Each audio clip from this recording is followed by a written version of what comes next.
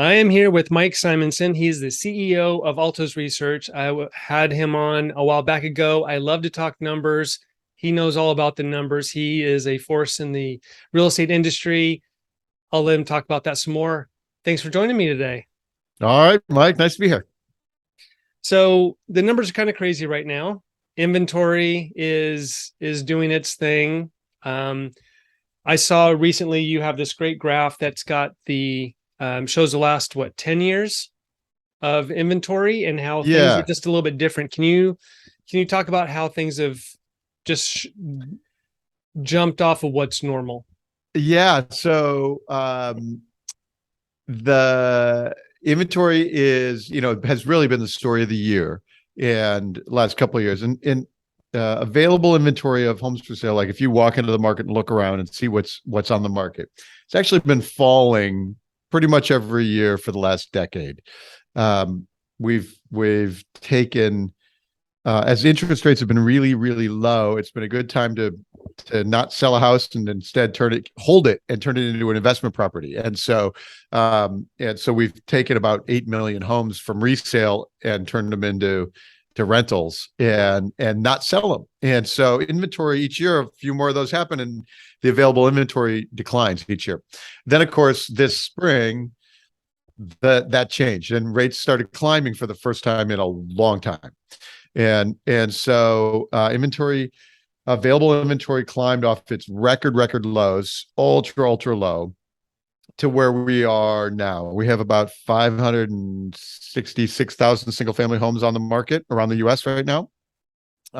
Normally this time of year would be closer to a million, maybe 40% less than we had even in 2019 across the country. And there are a couple interesting things about it. One is that inventory rose pretty dramatically this spring, and you really felt it if you were paying attention. How tight things were in, say, February, and then all of a sudden, we had a lot more inventory. But we still, country nationwide, we still have 40% less than we did even 2019.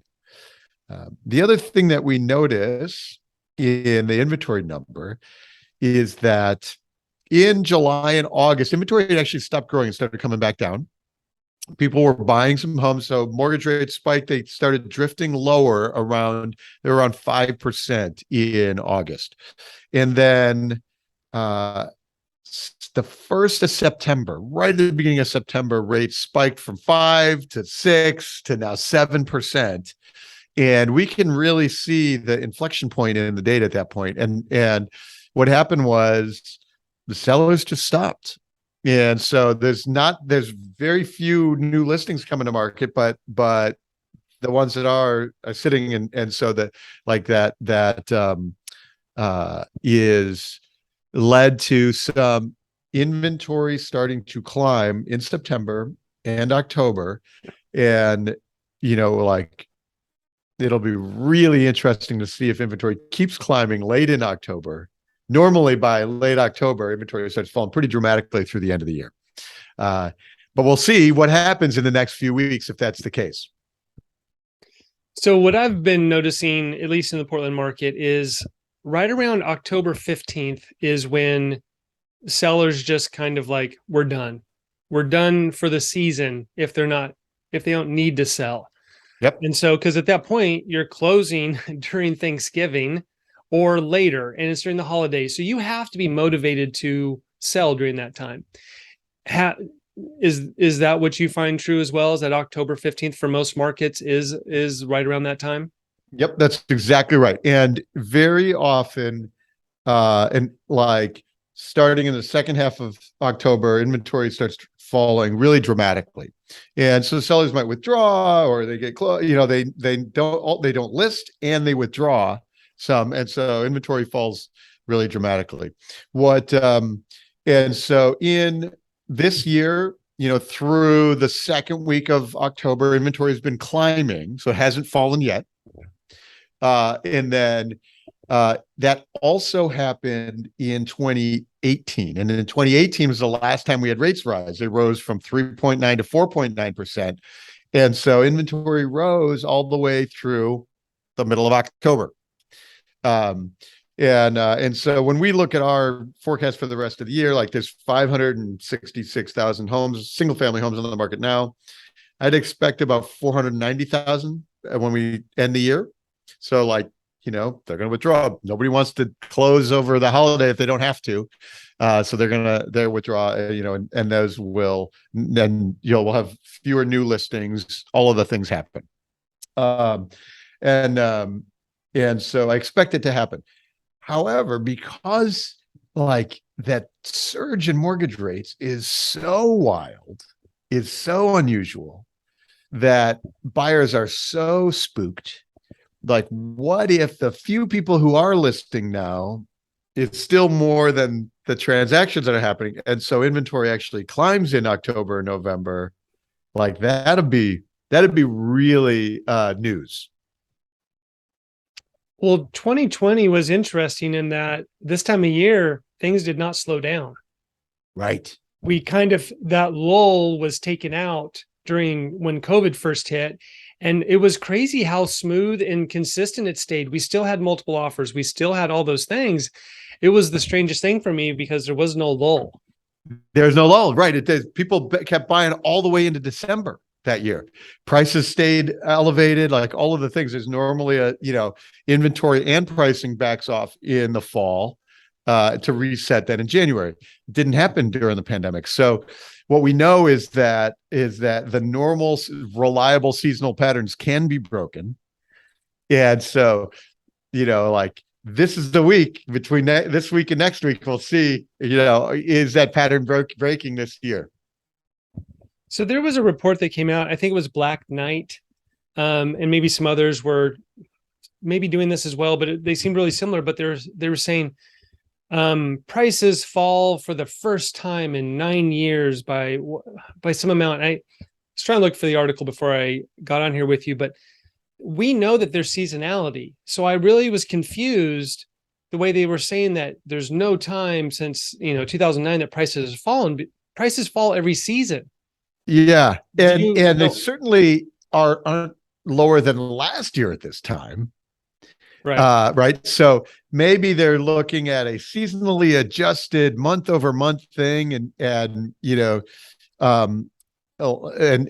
therefore, talking about that. But I don't find that to be particularly useful. But prices have a very seasonal pattern. The best stuff gets listed, and the most buyers are happening in the spring. It typically peaks June 30th, and then it starts backing off. It's very reliable. COVID changed that up a little bit. The pandemic changed that up a little bit, but mostly because it never backed off. So you mentioned you guys have a forecast model. Can you explain how this isn't just you with a calculator or whatever? There's a lot that goes into a modeling of this. Can you kind of explain people what you're talking about with a model? And I know that you adjust it as you get new data, which is very important. So talk about that a little bit, how you guys do that. So, I mean, it's actually, it doesn't have to be that like magical math. What we know is that, the patterns of people buying and selling homes follow real seasonal things. Like it's 4th of July week and I'm going on vacation. I'm not listing my home this week, right? I'll do it next week. Or sometimes maybe I'll hurry to get it listed in June and let it be on the market while I'm out of town. But I'm not. And so you can see every 4th of July, there's a dip. And you can see it 4th of July, you can see it on Labor Day Monday, you can see it on Thanksgiving, and you can see it on the Christmas New Year's week. And so there are like real obvious things. We know that, really you want to list your house by June so that you get your offers in July, so you close before school starts. It's pretty, like you can see exactly why people want to sell in those periods. And so what we can do is like the second week of October. In October, it's not uncommon for inventory to like the last gasp of inventory, the first couple of weeks to like get listed, and maybe tick up a little bit in the first and second week of October. But it is uncommon for inventory to grow in November. And so you can look at multiple, like, here's 10 years of the second week of October. We know exactly what happens in those weeks. And so you can start to project what was likely to happen in a given this coming week. What the other factors that you have to use there is like, if you look at the last 10 years, interest rates have been falling every year, except for one of those, right? 2018. And so in 2018, it turns out that inventory built during the year and started 2019 higher than the beginning of 2018. And that was like it's the only year it happened in the last decade. It's the only year that interest rates are rising. It's a pretty clear, impact, a pretty direct impact. And so when we're looking at what a model might output for this year, you start to use, like you say, well, 2018 is more useful than 2020 because like those lows were entirely different. So you can weight the inputs more heavily. And then each week we get a new signal, and you're like, oh, like we know that inventory had started falling in August. Looked like it was following a seasonal pattern. Then rates spiked from 5 to 7%. That's a big change. And so the model doesn't have any idea that that's coming. And so then, now you see in September and now October, inventory is rising. Like, that is a new input for the model to say, okay, here's where we are and what we might see for the rest of the year. Oh man. So you had the war in Ukraine start, you had interest rates all at that same time. The uncertainty really takes people off of the playing field of buying and selling a home, right? They're like, people don't like to do change when there's uncertainty. And that's why I think about the interest rates, is that as long as they're going flip-flopping around, like, people are going to just wait to see once it's normal or it stabilizes. Because once it's stable, I think that they'll go, well, this is what it is, and we'll move on and we'll do our thing. What's your take on the interest rates and the buyers' mentality? Yeah, well, and it's not just interest rates, right? It's inflation has been crazy and scary. It is the specter of recession. So if we have a recession coming, do I want to be moving into a new house now? On the other side of that is everybody in the country has a job right now. We're record levels of employment. So in some senses, like, we're afraid of what's coming, but actually right now we're in really good spot. And so, that's why I think we could see in July and August, when rates started drifting back closer to 5, buyers were actually making offers. They're like, I have a job. It's more expensive than it was, but it's actually not that bad yet. And so there was some activity happening in July and August. But then in September, rates spike, and now it's the scariness outweighs the the good things going on. And so things like slow. That's like why that 5.5 seems like a threshold to me for sort of consumer willingness to jump in. Do you have any insight on what a true interest rate should be, based on, there was all the quantitative easing that dropped interest rates back in 2012. They continued to buy treasuries. They started to sell them off, which raised interest rates, right? First they said they'll stop, that bumped it up. Then they said they're going to start selling, went back up again. Then we had COVID, plummeted back down. Without the Fed buying the mortgage-backed securities and all that, do you have any sense of where mortgage rates would land once that unravels, if ever? I as a company, we don't track interest rates. Like, that's not my point of expertise, but I have had a really interesting conversation recently on my Altos Research podcast which will be coming out in a week and a half. I had a conversation with Nick Timmeros, who is the chief economist, the chief economics correspondent for the Wall Street Journal. So he is the guy on the economy and the Fed. So he wrote a book called $1 Trillion Triage, which is about how the Fed reacted to the pandemic, and before that with Jay Powell and Trump, and like, it's a fascinating book. And so what Nick pointed out was that yes, the Fed was buying mortgages, and he pointed out a couple of things that I learned from him in that conversation. One is that the Fed wasn't necessarily buying mortgages to help the housing market. The Fed was doing that because the Fed wants to control interest rates, and because we were already at 0% on the short term, like, that's the only instrument that it could do. It was like the only other thing that it could reach, and helping the housing market, or like, or boosting the housing market, not even helping. It was like, thanks for all the help, making it so nuts. But it was like that was the boosting of the housing market was actually a side effect, not the goal of the Fed. And really fascinating. Like, I didn't know that.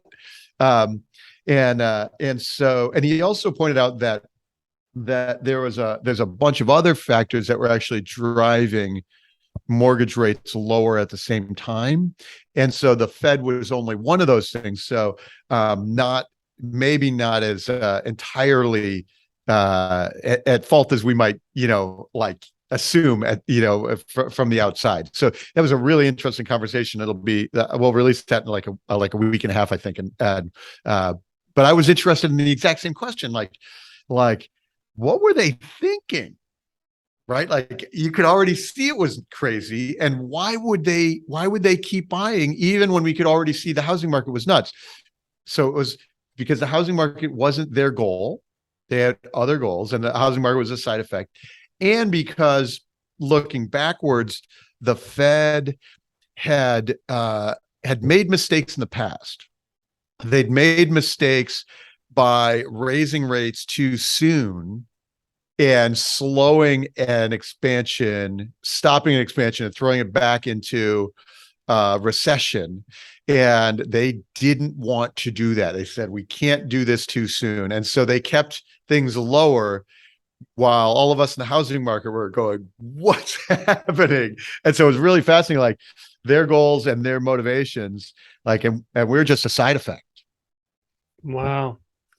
Yeah, it's so hard to, like, you look at Zillow, OpenDoor, Redfin. When Corona hit, they all stopped buying, and a bunch of real estate companies laid people off. And you can have all the guesses in the world, you just don't know how it's going to happen until it plays out. Right. And even with the Fed, them trying to guess, it's you just never know how things are going to interact and intertwine. Like, inflation's still going crazy. I just don't know how this all ends. I don't know how it all ends either. And I look at, like, you like the OpenDoors and Zillows and stuff, and all the data in the world wasn't going to tell you that the housing downturn of the pandemic was 3 weeks. Like, nobody knew it until you're watching the data really quick. And so, and so on this, like, we've never had that scenario before. How do your data model that out? You can't, right? And so that was fascinating. And I think, coming out of the spring, like, it's going to be really fascinating to see how people like OpenDoor, like, can they afford to sell homes at a loss for 2 years? Like, what happens then? That's what I didn't understand about their model, is that all it takes is some significant change, and they're in trouble. And this looks like a significant change. It only works when the housing's going this way. It feels like, It because there feels are like, so yeah. many layers. Like, I think a local flipper and a small flipper can be more nimble. When you're big, you've got so many layers of costs. But obviously they've got people investing in them, so they believe they can do it too. They believe it's good, and they're smart people. Like I wouldn't discount those those Right. folks from figuring out how to make it work. And I don't analyze their business at all, but I do. We have a lot of us, and it's not just say Open Door, but it's like as a consumer, I've owned homes for 25 years, and I'm only known a falling interest rate environment. Right. I've only known a world where my payments get cheaper in the future. Hmm. Like and dramatically cheaper. So, I don't even know how does that impact me? And so then you think about a company like OpenDoor makes a lot of sense in a world where money is infinite and free. Yeah. Does it not make sense at 8? Like, does it not work anymore at 8%? Like, who knows? What happens to all those models? So let's talk about, how are we going to get more inventory? How are we going to get back to normal inventory? Because the way that I see it, you've got institutional buyers who are there already, but it just feels like there's more of them. BlackRock has bought up a lot. That's made other people do it. So there's that. Then there's something like 65% of mortgages or more are locked in at a 4% or less rate, something like that. So there has to be some huge changes for us to even get close to the inventory we had. Like in Portland right now, active listings are 4,337. Back during the Great Recession, I think we got up to 30,000. Like, I don't even know how we get back up to 6,000, which seems, kind of normal. Yeah. Yeah. So how do we get back up to a quote unquote normal inventory? How does that play in with, let's just start there. Yeah. So I ask this question a lot, and there are a few factors that will help us drive inventory, that will help inventory start to improve. The factors are, as mortgage rates are higher and sustained higher, let's say they stay higher in the 6s, 5, 6, 7s for a couple of years. When that's higher, it makes less sense for any given property to become an investment property. It's less affordable, like it's less of a good deal. And so that property gets resold rather than moved into rental. So there are some of those. And what's been happening over the last decade is, as rates fall, then more and more homes make sense as investment properties. Interesting. And so that's why we've taken so many single family homes and turned them into rentals, because it's been a really good deal. Money's been cheap, rents are good. And so then, as rates are higher, like, I've got a house and I'm moving up or moving down. If rates are 3%, I'll carry 2 mortgages and have an income property. If rates are 7%, now I got to unload this first one so that I can afford the payment on the second one. And now I put it back into resales. So that by itself will add inventory into the mix. And we can see it happened in 2018. So January 2019, we started with more inventory than 2018. And 2018, we had a year of rising interest rates. And so you could actually see it happening. And that'll happen. So that'll get us some more inventory. The challenge, of course, is that so many of us have mortgages under 3%, and sort of like, I'm not gonna, I'm holding that thing forever. It's a really good deal, and I wouldn't give myself that loan. It's a really good deal. So I'm holding on to it forever, and so that's gonna keep a lid on inventory. But some of those are going to come because the next one costs a little more money, then we got to unload it.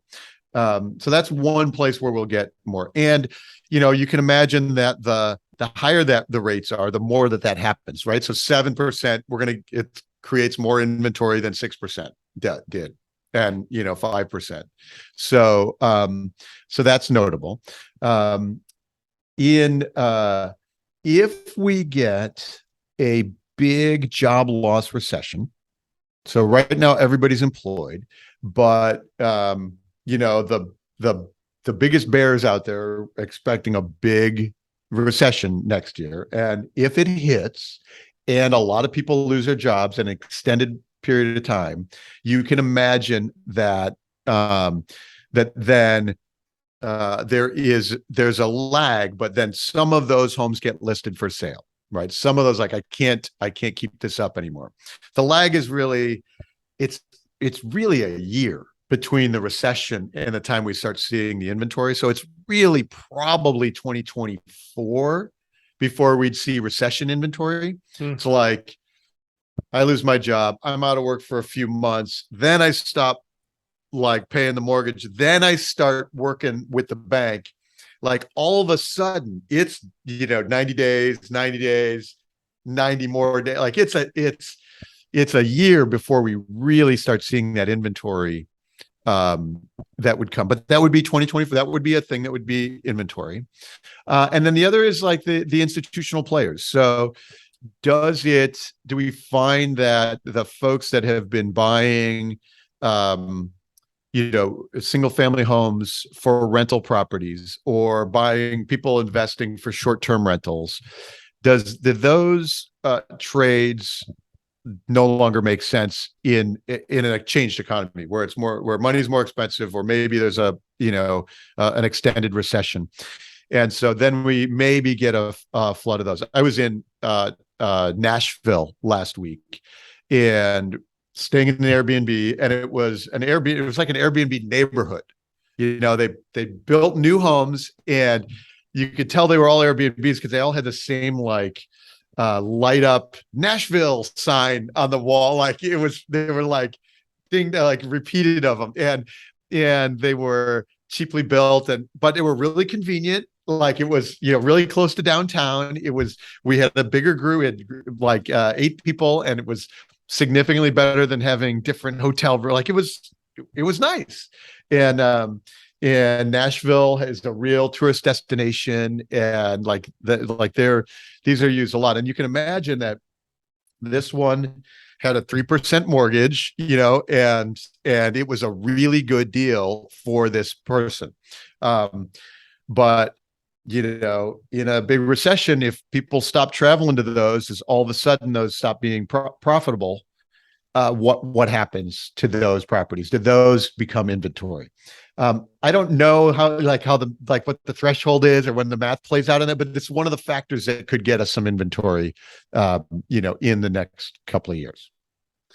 Do you have any idea how much Airbnbs have impacted inventory? Like, do you know is that something you've looked at? Like the number? I don't know the number, but in a market like Nashville and Austin, like there's a lot. The big investor markets, there's a lot of that short-term rental investment trade. Like a lot of people are doing it. The interesting thing is, like, those people are locked into 30-year cheap mortgages too. So that trade, it isn't going to explode like it did in the bubble, right? And so, it's not a teaser rate that goes up next year and I have to sell because I can't make the payment. That payment is locked in low forever. So, they may never be inventory, or maybe it's slow over time, but it's not going to explode and roll in like it did 15 years ago. I know some communities are pushing back on Airbnbs because, you're talking about a whole street as Airbnbs. If it turns into a desert, you don't have people a part of the community there. That's been the complaint in Hawaii, is like, wait, why do we have an Airbnb in a place that's not zoned for a hotel? Like, if you're going to allow this, then it should be zoned for allowing that. And it does hurt the community aspect. And Hawaii is so small that I get that impact a little bit different than Nashville. But I know going to Venice, there are more tourists there in homes than there are actual inhabitants, which San Francisco has a lot. It's so expensive. The lower wage workers have to live outside the area is what I'm hearing. So yeah. So, I don't know policy why, like what's the right policy there. I in general have been a proponent of Airbnb as and ADUs as an opportunity for density. Yeah. And I think that, adding density gives us, is one of the things we have to do to help our affordability problem for especially the next generation of homebuyers. I've been in general a proponent of that. But man, I was in that neighborhood in Nashville, was really convenient for me as a tourist, but it's hard for me to see that as a healthy trend long term for that community. I It, mean, it's look, I do Airbnbs all the time, but there's part of me that's a little guilty because like, a well, little we're guilty. sucking up, you know, like I go the Oregon coast a lot. And so we got a Yeah, group of guys and we go get an Airbnb, but you see all these Airbnbs, and it's like, well, these are someone's making money, but what kind of community is there at some point? yeah, yeah. I don't have a solution. And the free market, uh, guy in me, like is says that those were there and they were underutilized assets, and they were, like, and there's more efficiency happening now, and that's a good thing. And like, but at the same time, like the build for short-term rent is really like it's like that's a new phenomenon that a place like Nashville has not wrestled with before, and it feels like it's like they're going so big on it that it seems like that, like there's real implications long term. And Nashville, like, meanwhile, there it looks like Miami in the 90s. There's dozens of cranes building high rise like all over Nashville. Like they are building a ton of supply. And so and high end supply, like high end condos and things, $1 million condos in Nashville. Like that's going to be really, what does that look like in a 7% mortgage environment, right? Like there's some real changes to hit there that we haven't seen yet. So we had this big shift of people, the great migration, I think is what some people called it. So you had, I mean, Texas, was it Houston had 80,000 new homes one year under construction or something. So you've got all these places that were lower priced, so you could get in. We had one of my buddies move from Portland to down there, and it's amazing what you can get, which that's going to cause its own turmoil. And there's this resettling, kind of like water. Some people moved and went, oh, I don't like it here the way I thought I did. Do you see any trends with that migration, and any reversal or? Yeah, there's a couple of things you can see in the data right now, which are really fascinating. So, the big inbound migration pandemic boom markets, Austin, Phoenix, Boise, and in fact, to some extent, like places like Bend. Bend was a real Zoom town, remote work kind of thing. You could see that in a place like Boise, if you're moving from California to Boise or to Austin, in a 3% mortgage world, if I bid $100,000 or $200,000 over asking, my payment doesn't actually change that much. Yeah. But in a 7%, now I'm sensitive to every dollar. And so all of those overbidding, the bidding war dynamic evaporates. It can't happen. And so where people moving from, say, California to Boise or Austin were essentially price insensitive before, they're now very price sensitive. And so those are the markets that we see inventory spiked dramatically and is still climbing. Price reductions, so that normally about a third of the homes on the market in the U.S. take a price cut before they sell. Normally about a third.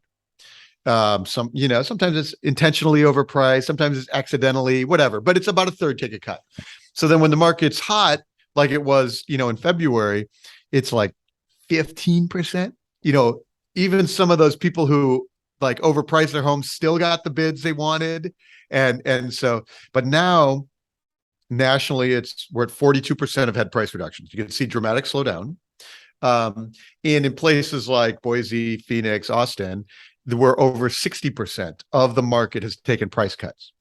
And that's because, all of that migration pattern had to stop. All of that, like I'm moving from LA to Austin, like it had to stop cold, and they're like, I'll take it, whatever, I'll bid 100,000 over to get it. Like all of that's done, and that dramatically slowed. So that and you can see it in all those inbound migration market, and then you can compare that to, for example, I was looking this week at suburban New York City, in New Jersey, northern New Jersey. Inventory in those parts of the country is actually still at almost pandemic lows. And that's because the inventory there is dominated by the sellers. And so the same number of people are not selling, few people are selling, but nobody is moving out anymore, right? So there's fewer of those people selling, and they were buying everything in Austin. And so since that stopped, the outbound migration places have not grown in inventory, but the inbound migration places have spiked in inventory. And you can see it really dramatically there. And so like that's slowed way down. And that's probably a function of returning to the office. It's, like, yes, you work in New York City and you got to get back on the train and go into the office there. And so you can't work from Austin, or it is a function of, that mortgage rate climbing, those kinds of things are happening that really slowed that. Maybe it's I'm afraid of recession. I got to be good at that. I got to be really focused at my job, and not working remote. I got to be in the office so that when a layoff comes, I'm not losing my job. Like there's those kind of dynamics that I think we're facing right now. A side note about the remote working is that's a dangerous sword, in that the businesses are going to get used to remote workers, and they may look outside of the US to replace those workers. And it's an interesting dynamic where they're kind of fighting that. That's a tough one. Yeah, it is a tough one. I believe that remote work is here to stay. And I think that in general, the data is showing that it actually is continuing to grow even post-pandemic. Like even when we're coming out of the pandemic, it's still more companies are embracing remote work rather than fewer. So like it feels like that is a trend that we're going to see, that we're going to keep seeing. But it also has, you can imagine that one of the things that happens is when I'm locked into my 3% mortgage rate, wherever I am, now, even if my job moves, I don't have to sell my house. So it's another reason to not sell, and inventory stays low. Yeah. Yeah. It's like the pandemic just made us jump 5 or 10 years with figuring out remote working, Zoom calls, and all this other thing. It just pushed us forward in a lot of these thought projects. Yeah. What, between average and median price, which one do you think is more important to look at? Median price is useful because averages get skewed by the one expensive home in the market. And median price is the middle of the market. Half of them are more expensive, half of them are less expensive. So median price is the one that is useful for understanding. Best for when we want to say how much do homes cost? Like you say, like in the US, the median home price is $430,000 right now. If you walk into the market, half of them are more than that, half of them are less than that. And that's a really good mix, a really good way to understand it. Oh, do you find that there's any value in looking at the gap between median and average? There could be, sometimes you want to understand the mix. So if there is a handful of like really expensive homes that are maybe new construction coming onto the market, something like that would skew the average higher, or even lower, but like say they skew the average higher, then you would say, we can see that the mix in this area is changing. So you could do that. You could do that a little bit. You can also understand the mix change by watching days on market by the price range. Like in the Altos reports, we do everything in those four price range segments because the high end of the market may be behaving differently from the low end. Right. And so you could see that like we can see exactly where people are buying. Low end is going in 28 days still, and all of a sudden 75 days at the high end. Like it's like you can see exactly where the demand is. And so you could use average and the gap between average and median to like understand the mix of what's happening in the market. I haven't seen this report from you for in a while. I may have just missed it. But the homes that sell the first week. Yes, the immediate sales. Yeah. So where's that trending? Where do you see? Because I'm going to tell you what my numbers are. Okay. Oh, that's great. So immediate sales was really the defining characteristic of the pandemic boom. We had house gets listed, it takes offers that afternoon, closes on Saturday, like it's really fast. And those were the bidding wars. It was a lot of pre-marketing. So you had all the offers lined up as soon as it hit the market, like all of those things going on. And so, earlier in the year, about as much as like a third of the homes getting listed were going into contract essentially immediately. And what we can see is that that's been declining generally. But in August, when rates had drifted back down around 5%, we were still getting some of those. Then in September, rates spiked from 5, 6, 7%. And then the immediate sales just fell off a cliff. And so it's like, I don't know what the percentage is this week, but it's like, I don't know, 15, 10%, somewhere in that range, 10% of the homes. And so those 10% that are going into contract immediately, those are special homes. Like, oh, there's never one available in this neighborhood. People see it. And so they still, like, it's a good home and it's priced right and it's rarely available. Like those still go quickly. And so, but it's maybe 1 in 10 as opposed to, 1 in 3 that are getting that earlier in the year. What's happening in Portland? So I started tracking this at the end of April because I was like, oh, I really like that number. And I knew things were going to start changing. So we had 36%. So what I was tracking was a little bit different, was homes that were listed Thursday, Friday, or Saturday, just those 3 days. Yep. And then we're gone by Monday night. Yep. Okay, great. So 36% in the April 25th, that weekend. And then it dropped after that, 32, 30, 27, 24, 16. So on July 4th weekend, which obviously we all know is slow, 11% were gone. And right now I'm behind because I was at a conference, but we're at 10 or 9%. 10 or 9%. Is my window enough to pull in the information from your? I think it's exactly what we're looking at, exactly what you want to see. And, it's essentially like these homes they're essentially not on the market. Like if you walk in Tuesday, you're like, hey, what's, they're gone. Right. And you look for a week, like if your only way you're there is if, you've got your offers, you've missed a few, and now, how to get in on that one thing. And so they're essentially spending no time on the active market.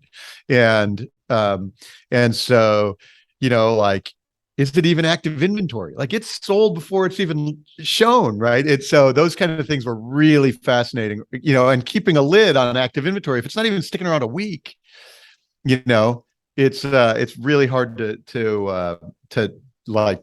count it that way. So yeah, that's so you're at like 10. So that's exactly the pattern that the country is following. And most of the homes get listed Friday, Saturday, or Sunday anyway. Like that range is when it happens. And so yeah, we could see that like that going very, very dramatically. Um, and in the next, and I bet if you do it, in the last week or two with rates at 7%, like Yeah. almost nobody's like jumping on that quickly. Yeah. So I'm looking at your inventory and then I'm looking at mine. Essentially in Portland, we just hit the ceiling. Like we cannot get above 4,500 active listings. We'll peak for the week 44, 43.7, 44, and then one week we were at 44.96, middle of September. But it's trying to hit that line and it will not cross 4,500. And it's just weird how it's such a ceiling. Yeah. And I see for your national numbers that it's kind of had that little bit of a dip, but it's slightly edged up. Yeah. So in the national numbers, we hit a peak, sort of the same as Portland, like that last Friday of January or of July, and kind of then turned horizontal. What we noticed in nationally was that then the first week of September, your rate spiked, and then we immediately had a little bit of we had inventory climb, and the inventory climb was driven like resuming climb after rates spiked again late in the year, right? Late in September, and it's really driven from those big markets, the Austin, Phoenix, some of those Florida markets that had the big inbound migration that stopped very quickly, and like the sellers sort of, sellers are running for the door to like, let's get this house on the market, and then the buyers stopped and the sellers all, like all piled up, and so so we saw, so it is not unusual for inventory to like tick up in like a little bit in the end of October, but we are at the highest for nationally. We're at the highest inventory of the year right now, and that's unusual. But we would expect that, as you pointed out, next week that inventory starts falling pretty dramatically. And so it'll be really fascinating. So like Portland hasn't fallen yet. And like it's sitting along that plateau, and then but like we would expect it to start ticking down. But if nobody's buying anything, that maybe doesn't happen. Right. What last words would you give to the real estate agent who is that is not as geeking out about the numbers like I am, and not nearly as much as you are, obviously. The average agent who just wants a handle on what to say to their clients and understand this market, what do you suggest to them? So for buyers, we know that inventory selection is more than it was a year ago, and it's going to be more next year. You will have inventory is going to climb. We're going to have more next year. It is unlikely. There's nothing in the data that says you're going to have a ton of selection. So that means to me, like, if you find the house you like at the price you can afford, then there's not a lot of motivation to say, well, let's wait and maybe we're going to have bargains next year. Like there's not a lot of signal for that. Like but some, right? It does mean like we don't have to get ourselves into a bidding war. Like we don't have to hurry. Maybe we can make an offer that's a little bit lower and cut a little bit off those payments. Like we have those strength that we haven't had in years. So we do have that opportunity. But there isn't anything that says, all of a sudden we're going to have twice as many homes to choose from next year. It seems unlikely. At least there's certainly no signal in the data that we can see yet. And so that's what we say to buyers right now. To sellers, it is, we look at that the fact that like price reductions, you can see how many of homes on the market have had price cuts. And when it's time to list a home, it's do you want to be in front of this curve or behind this curve?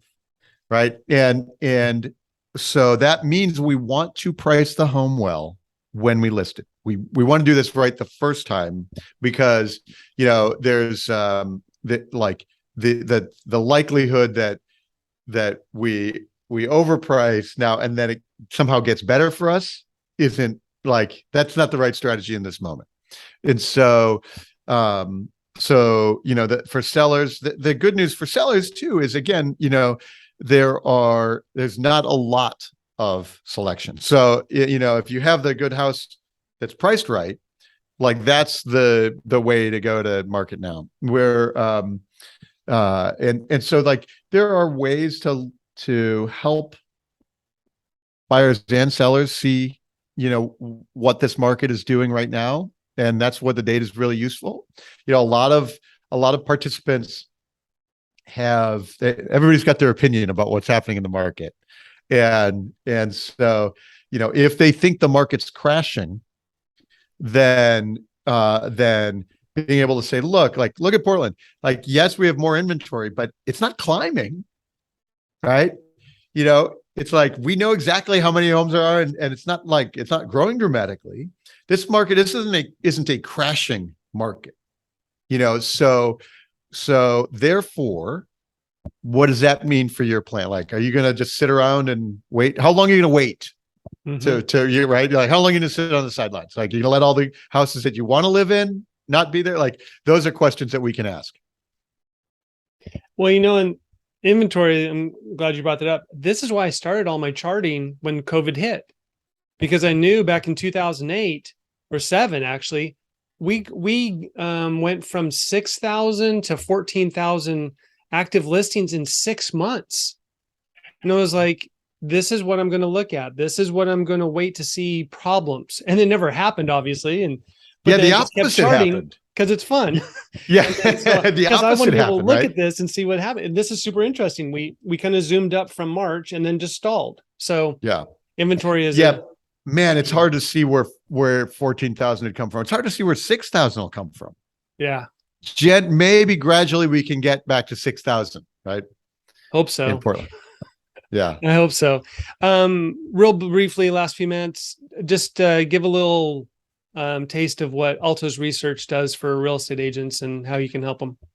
Yeah, so we've been talking about national data, and we track every home for sale in the country every week. And what we do, what Altos does for agents, is we do that at the local level. We put your name on it in your report for every zip code in the country, and we help you put that data in front of your customers every week, your potential buyers and sellers, because everybody needs to know what's going on right now, and they need you to tell them. And so we put your name on it and put your branding on it and put it in front of your database, so that you can make that happen. So yeah, I mean, people can go to altosresearch.com and book time with our team, look at the local data for their market, their part of town, and learn how you talk about the data. We have a free ebook where you can go download and a lot of learn scripts and scenarios and conversation points to talk about the data with buyers and sellers. So that's really useful. So they can go grab that from the Altos website. And your podcast, what's your podcast? The podcast is Top of Mind. And we have a couple of really interesting ones coming out there. I mentioned Nick Timmeros from the Wall Street Journal. I have Jenny Schutz from the Brookings Institution talking a lot about the policy stuff, about what's broken in the American housing market. Is a really, really interesting economist, and the work that she's done there. So that's great. The Top of Mind podcast is where all the podcasts are available. And of course, we do the Altos videos every Monday where we talk about the national data on YouTube. And I'm always on your Twitter feed looking for your charts, because I love the charts. Yeah, that's great, Mike. I love talking about it with you.